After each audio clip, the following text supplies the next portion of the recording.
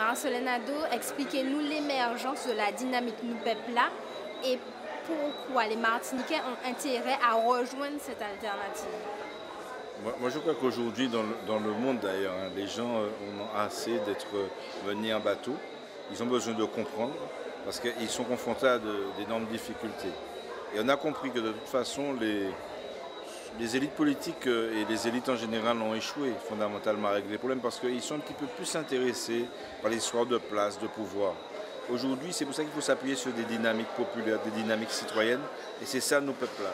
C'est-à-dire qu'on est parti d'une réalité, la réalité, les grandes problématiques se posent en Martinique, avec l'idée qu'il faut absolument, il est urgent de régler ces problèmes, parce que c'est l'existence même du peuple martiniquais qui est menacée. Donc on est dans une forme d'urgence, mais qui attend des réponses avec l'adhésion la plus large possible de la population et du peuple en général.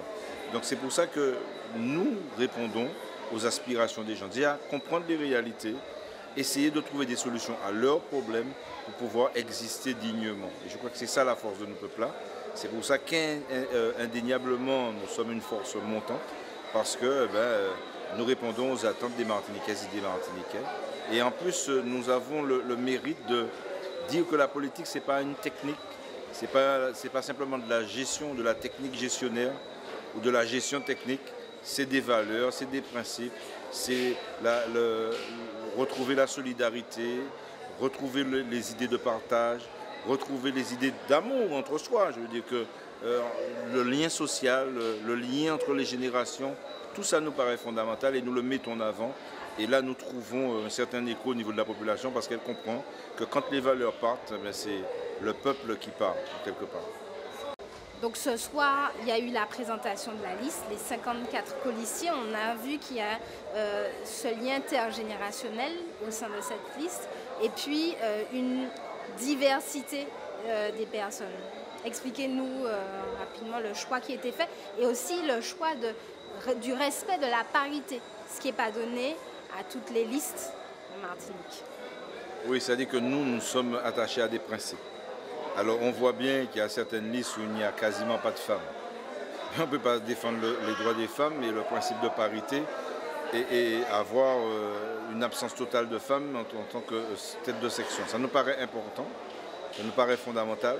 En plus, il faut que notre dynamique, elle soit conforme à la société réelle.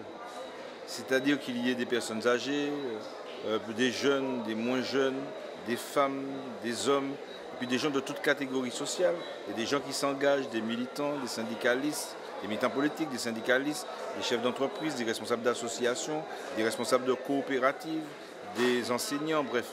Ceux qui en fait sont les éléments constitutifs du peuple. Et je crois que c'est très important.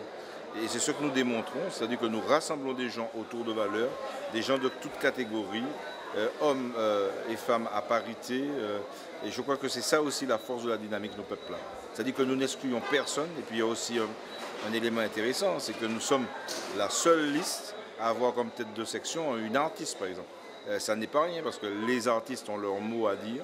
Les artistes sont importants justement dans le combat pour l'identité martiniquaise. Et donc nous sommes de ceux qui font ce qu'ils disent et qui disent ce qu'ils font, comme dirait l'autre. Ok, merci.